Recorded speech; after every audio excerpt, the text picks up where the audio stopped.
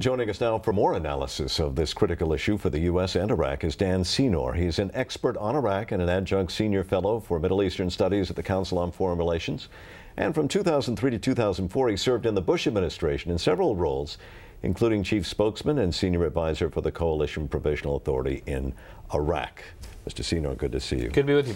You've been in these kind of, planning sessions before. When it comes to this security pact, how much trouble is it in, and what are the implications if it were to fail? Well, let me start with your second question. The implications would be that our forces would not be recognized under any international law for its presence in Iraq. The UN resolution that governs our presence in Iraq expires at the end of the year.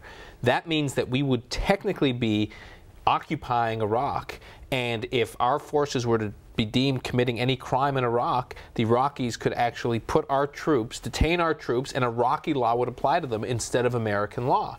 And they would be able to determine what kind of crime was committed. So that there's no way the American public would tolerate our presence, the presence of our forces in Iraq under those terms. Secondly, there was a timeline put into this status of forces agreement that says our troops have to be out by 2011, which is the only way, and it comes to your first question, it's the only way you could get all the Iraqi political players on board if they know that there is a deadline for our troops to be pulled out, because that also, symbol of occupation. If we can just stay as long as we want, then we're clearly occupying the country.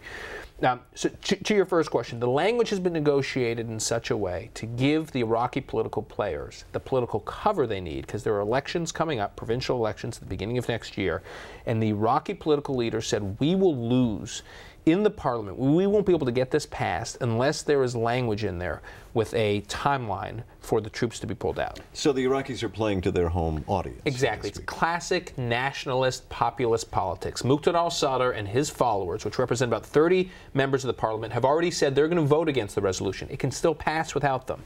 However, I think they could get more traction both in the parliament and the upcoming elections if there wasn't language in there that basically protected some modicum of a timeline for our withdrawal. Dan Senor from the Council on Foreign Relations, thank you very much for your insights. Thanks, Martin.